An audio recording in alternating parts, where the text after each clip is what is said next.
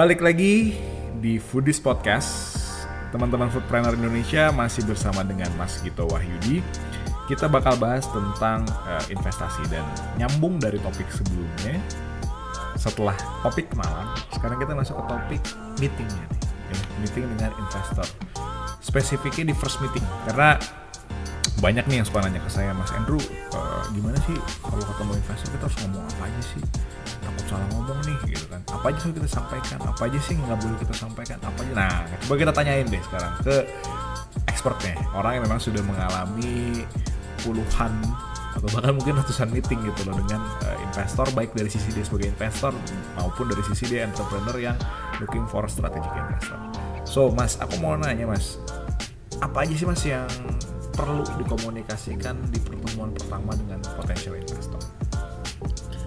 Oke, jadi pertemuan pertama dengan investor ini, sebelum bertemu memang sebaiknya kalian itu mencari profil investor ini dulu. Okay. Karena tentunya apa yang mau kita sajikan informasi ke dia tergantung level of knowledge dia juga atau level of backgroundnya dia. Kalau memang dia misalnya backgroundnya adalah finance dan memang sudah jadi profesional investor di berbagai usaha, maka memang apa yang akan kita sampaikan berbeda sama investor yang mungkin kita temui hanya orang yang kaya tapi nggak punya financial background cukup kuat. Jadi memang bahkan sebelum pertemuan pertama menurut saya profiling dulu nih investor yang mau kita ketemu. Nah, pada saat kita ketemu, oke, memang ada generic topik yang bisa masuk untuk ke semua level of investor. Yang tadi punya background finance sama yang enggak, itu masing-masing ada generic topik ya. Contohnya, yang pertama adalah saya biasanya langsung skip ke traction. Oh, gitu. Oke, Jadi, menarik. Kalau traction, kalau buat F&B ini offset. Jadi paling saya langsung jumping. Anyway, gua punya usaha bakso udah 8 bulan, ini omsetnya setiap bulan double. Nah, jadi traction ini langsung membuat kupingnya investor mendengar sesuatu yang potensial untuk diinvest. Oke. Jadi bukan market size dulu gitu. Ya, karena kalau kita bikin itu secara struktural market size-nya berapa, kita segmennya apa, potensinya bagaimana, peluangnya bagaimana, terlalu basi. Nah, tapi ini untuk entrepreneur yang memang sudah melakukan usahanya beberapa waktu. Tapi memang kalau untuk yang baru sekedar ide, ini juga beda. Ketemu investor, ya maaf aja bakal banyak ditolaknya lebih banyak. Kenapa? Karena Anda belum membuktikan traction sama sekali. Jadi ya tergantung level of proses yang Anda sudah lakukan. Jadi generic topik menurut saya kalau sudah punya traction langsung aja ke traction. Orang yang punya financial background sama yang nggak punya financial background kuat sih dari sisi investor, begitu dengar traction dia langsung terbangkit nih gairah investasinya. Nah, setelah traction kita masuk, apa sih yang mau kita lakukan gitu. Jangan langsung dengan traction langsung tembak gue butuh duit segini, ya pasti juga males. Jadi misalnya oke, saya udah 8 bulan, tiap bulan sales double, sebenarnya saya mau buka 5 cabang baru loh, karena ini bisa diduplikasi nih bisnisnya gitu. Jadi langsung sampaikan apa yang mau kamu lakukan setelah itu gitu. Jadi ini masih bagian dari generic topik juga, semua investor masih bisa tangkap ini dengan baik. Nah, setelah itu pasti dia akan melontarkan pertanyaan, emang benar buka 5 outlet atau nambah outlet akan semudah itu? Biasanya ada pertanyaan lebih lanjut dari dia. Nah, kita jelaskan kenapa kita bisa seyakin itu untuk melakukan langkah-langkah itu. Nah, dari situ akan terjadi diskusi mendalam lah. Mungkin dia udah mulai bertanya operasionalnya, bertanya strategi lebih dalam. Baru nanti di akhir generic topiknya adalah sebenarnya saya butuh pendanaan gitu loh. Jadi pendanaan ini adalah bagian akhir final yang mau kita sampaikan. Kenapa? Karena kalau udah langsung ditembak di depan, belum tahu strategimu, belum tahu peluang, belum ada traction, bahkan ya orang pasti mundur. Jadi menurut saya itu generic topik yang bisa dilontarkan ke investor apapun jenisnya. Tapi kalau investor yang punya financial background, nah mungkin kamu bisa ngeluarin laptop nih yang sifatnya mungkin kamu tunjukin pitch deck, atau mungkin kalau mau lebih detail pakai projection, tapi nggak semua investor akan sampai ke situ sih. Kenapa? Karena pada dasarnya investor itu dia invest di orang, bukan di bisnis.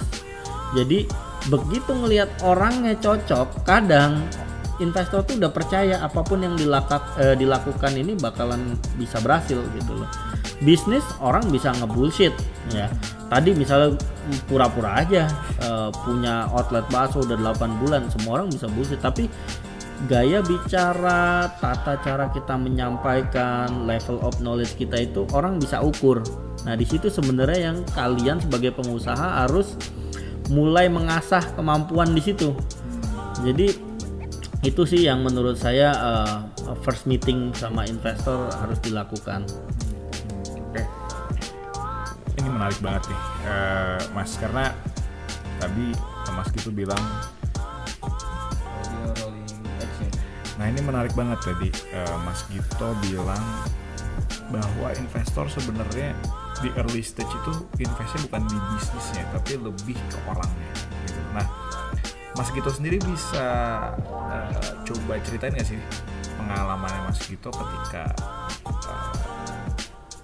connect dengan orang tuh apa sih yang terjadi, kayak apakah chemistry-nya dapat atau nggak? Oh, ini orang pinter, atau oh ini orang kelihatannya asik, atau gimana sih Mas sebenarnya perspektif dari sisi ketika Mas Gito di approach seorang entrepreneur gitu? Ketika Mas Gito memutuskan untuk invest tuh harus apa sih yang kena di Mas Gito? Yang pertama itu saya biasanya, ini saya ya, belum tentu investor lain cara pendekatan sama. Saya lihat attitude. Jadi begitu attitude-nya dapet, oh ini orang oke nih, mungkin ini kalau mengelola usaha pasti sikapnya juga akan sama gitu. Nah, yang kedua setelah itu yang saya lihat adalah bagaimana dia menceritakan proses dia membangun usahanya itu, ada nggak komponen-komponen di mana itu menjadi tantangan, atau bahkan dia mengalami kerugian, dia ceritakan juga. Itu yang akan saya hargai juga gitu loh, proses dia membangun, kesulitannya. Jadi jangan malah nekenin manis-manisnya doang dalam usaha, wah ini bakal untung 5 kali lipat dan segala macam. Kalau ada orang yang seperti itu, saya langsung skip sih. Jadi memang proses dia membangun, tantangannya, bagaimana dia bisa menyelesaikan masalah, dan itu sebenarnya bisa kita cek konsistensi omongan dia gitu loh. Misalnya dia bilang, saya ini superhero loh, saya punya 5 outlet dan semua untung 2 kali lipat setiap bulan.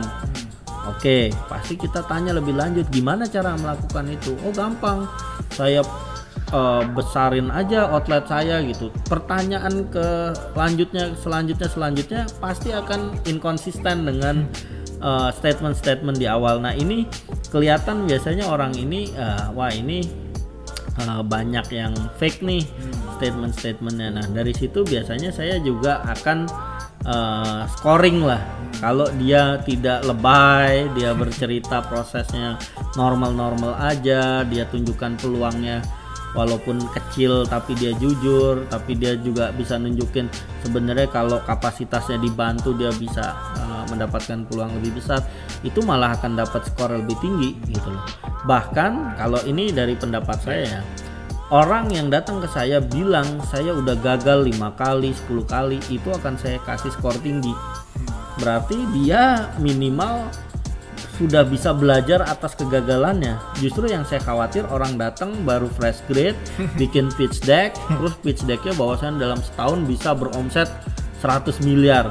Hello, F&B lo gitu. Lu perlu bangun tim, lu perlu manage operation dan segala macam. Nah, justru itu yang saya hargai, jujur terhadap kegagalan ataupun tantangan yang dia nggak bisa selesaikan, akhirnya dia gagal, itu jadi scoring. Nah, yang terakhir justru yang tidak juga dianggap tidak penting, ini juga bagian yang penting adalah chemistry. Mau dia memang bagus atau sikapnya, terus dia juga jujur prosesnya, tapi chemistry-nya nggak dapet nih. Misalnya ini orang kayaknya terlalu ngedrive deh, atau terlalu gimana gitu, dimana kita nggak punya rasa kecocokan sama orang ini. Nah, bagi saya itu juga salah satu yang saya putuskan untuk tidak berinvestasi di usahanya dia. Karena once tidak ada chemistry, memang potensi konflik di kemudian hari ini juga akan tinggi.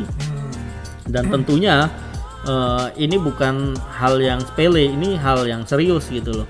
Karena kita membangun bisnis bukan hanya untuk 1-2 tahun ya, kita berharap kan bisnis selalu sustain ya sampai 5, 10, 100 tahun kalau bisa. Nah, jadi memang chemistry juga komponen yang saya lihat penting untuk menentukan saya mau invest atau tidak di pengusaha ini. Itu sih. Oke. Mas, common mistake atau kesalahan yang umum Mas Gito lihat di pengusaha pemula saat mempresentasikan bisnisnya gitu, apa aja sih Mas biasanya yang sering Mas lihat? Oke, common mistake ya bagi pengusaha yang coba pitching ke investor itu adalah dia selalu menekankan keuntungan dalam waktu dekat. Oke, untuk investor yang tidak punya background investment yang cukup kuat, mungkin melihat itu akan terlihat sumringah. Wah, mungkin ini bagus nih, saya bisa invest. Tapi hati-hati, investor yang berjenis seperti itu juga kalau kamu ketemu masalah dan tidak bisa memberikan hasil yang sesuai dijanjikan, biasanya orang yang seperti itu modelnya juga akan nyalahin. Beda sama investor yang punya background investment yang cukup kuat gitu loh.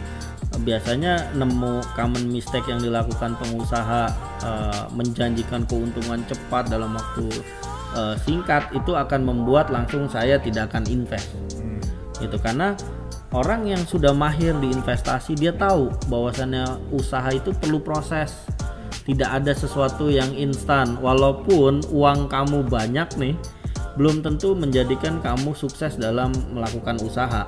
Uang tidak serta-merta menyelesaikan masalah kamu. Justru biasanya di awal-awal kamu perlu tim yang kuat gitu loh. Jadi memang common mistake pertama tadi menyampaikan keuntungan cepat, balik modal atau return on investment, dividen, whatever itu, bagi investor profesional itu tidak sangat menarik. Yang kedua adalah bagaimana menawarkan investasinya gitu. Jadi kadang common mistake yang dilakukan pengusaha itu adalah menawarkan size investasi tanpa melihat profilnya gitu loh. Udah tahu ini cuman angel investor yang mungkin punya kapasitas duit 100-200 juta, itu pun udah maksimum karena dia mungkin pegawai atau direktur salah satu perusahaan, tapi tidak besar-besar banget. Kamu langsung tawarin dengan size investasi 2 miliar gitu ya. Bukannya dia nggak mau investasi, kalaupun punya, saya nggak yakin orang yang punya uang pas 2 miliar akan taruh 2 miliar ke usaha kalian. Pastinya kalau kalian mau dapat 2 miliar, temukan investor yang duitnya mungkin 10 kali lipat atau di atas itu, karena pada saat dia investasi dia tidak merasa terganggu untuk kegagalan gitu loh. Jadi ini common mistake juga. Mesti lihat-lihat investornya size-nya semana gitu. Jangan main langsung tawarin size berapapun.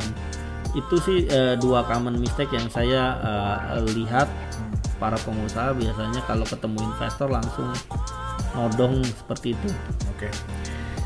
Untuk lihat, karena beberapa kali saya ketemu sama teman-teman foodpreneur, mereka udah ketemu nih Mas, cuman nggak tahu sih dia interest apa enggak ya.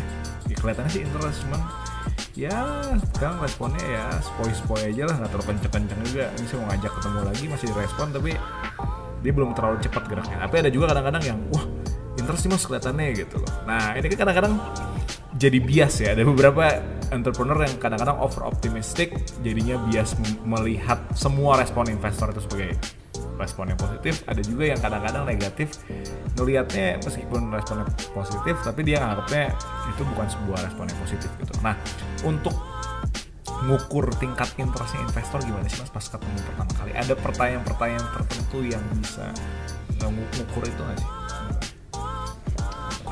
Oke, pertemuan pertama memang kadang bisa jadi pertemuan yang sangat menentukan sih orang ini mau investasi atau tidak. Jadi saya cerita dulu kenapa investor itu mau investasi, karena pengusaha harus tahu gitu. Kalau memang dia adalah investor yang sehari-hari mau invest atau selalu invest atau pekerjaannya mungkin di venture capital mencari usaha-usaha yang mau dia invest gitu, itu tertarik atau tidaknya di pertemuan pertama kadang suka membingungkan. Artinya apa? Dia tertarik atau tidak, biasanya dia sikapnya biasa-biasa saja karena dia sudah terbiasa dengan investasi yang banyak ataupun beberapa usaha. Jadi pada saat pertemuan pertama kalau kita memang ketemu yang backgroundnya emang investor kawakan yang sudah banyak investasi, pertemuan pertama dia tidak terlihat tertarik pun belum tentu tidak tertarik. Jadi memang untuk investor yang berjenis ini kalian mesti terus follow up.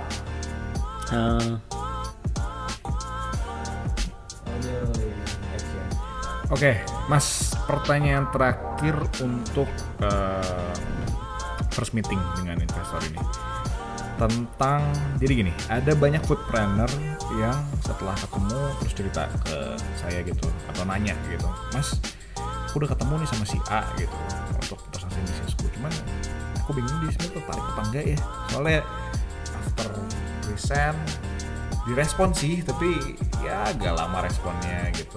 Terus aku mau ngasih pertemuan kedua, dia lagi sibuk, katanya lagi ada tugas luar negeri atau apa gitu, tapi respon terus sih gitu. Atau ada yang over optimistic gitu, wah tertarik nih Mas, dia udah bla bla bla bla bla bla bla gitu. Jadi sering sekali kan entrepreneur bias ya Mas, apalagi kalau dia baru nge-present sekali 2 kali gitu. Jadi gimana sih sebenarnya cara ngukur ketertarikan seorang investor terhadap bisnis tersebut, ke suatu bisnis?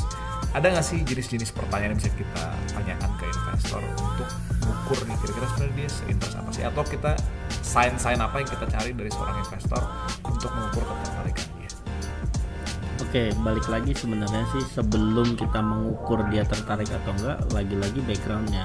Tadi saya bilang kalau backgroundnya ini profesional investor yang biasa invest di banyak usaha dan memang juga mungkin secara organisasi pekerjaannya itu adalah investasi gitu kan, ini lebih sulit mengukur dia tertarik atau tidak.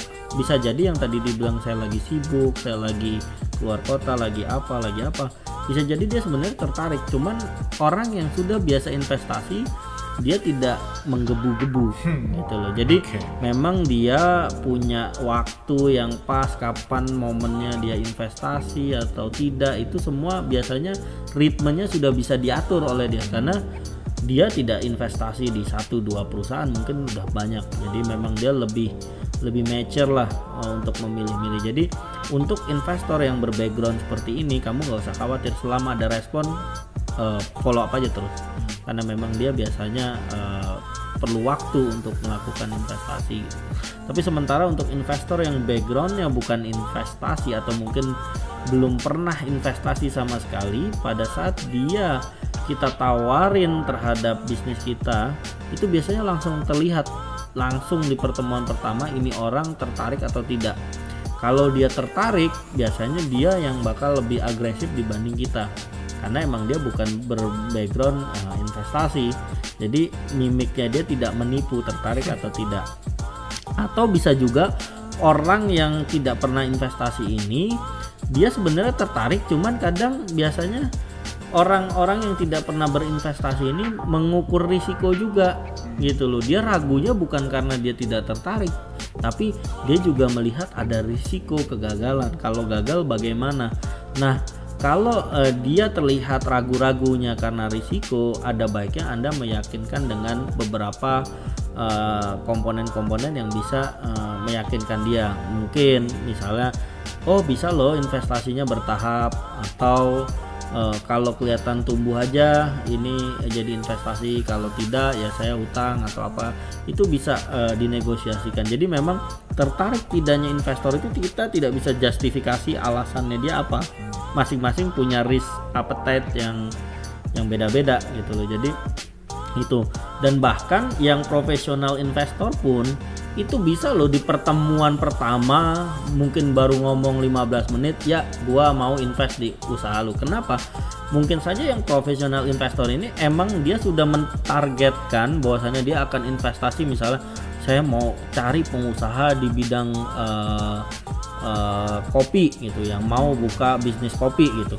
Lagi cari-cari kebetulan kamu ketemu gitu, bisa jadi dia memutuskan dalam 15 menit. Jadi memang semua itu mungkin juga profesional investor yang memang lagi kebetulan mencari pebisnis atau pengusaha yang bergerak di bidang misalnya outlet kopi gitu. Nah kebetulan pada saat investor ini lagi nyari pengusaha kopi, tiba-tiba kamu datang dengan bisnis yang kamu tawarkan juga kopi gitu. Nah kalau kejadian seperti ini, bisa jadi profesional investor pun memutuskan investasi hanya dalam hitungan menit. Jadi memang lagi-lagi tertarik tidaknya investor itu tergantung tadi backgroundnya, terus kondisinya gitu, dan itu kita harus lakukan semacam assessment. Oke, kalau backgroundnya dia begini, itu ditolak, ya itu bukan ditolak, maksudnya dia menjanjikan pertemuan selanjutnya saya ikutin aja. Tapi kalau dia backgroundnya tadi yang unprofessional investor, dia pertama tertarik tapi takut risiko, ya saya harus lakukan convincing si investor ini terhadap bagaimana risiko-risiko ini bisa dimitigasi atau dihilangkan bahkan. Jadi itu sih yang saya lihat pentingnya mengukur interest atau tidaknya itu berdasarkan background juga. Oke. Jadi jangan asal tebak-tebakan itu teman atau feeling-feelingan. Ini kejadian banyak di para entrepreneur. Oke, kita bakal nanti masuk lagi ke topik berikutnya tentang gimana sih sebenarnya proses analisis seorang investor. Tadi sudah disebutkan orangnya itu salah satu faktor paling kuatnya, tapi pasti juga akan butuh di bisnisnya. Nah, gimana sih seorang investor menganalisa bisnis, apa aja kriteria-kriteria kunci yang mereka lihat dalam sebuah bisnis, dan juga gimana caranya kita bisa nge-deliver tepat dan juga sesuai dengan interestnya di investor tersebut gitu. Kita sambung lagi di Foodies Podcast, so stay tune terus.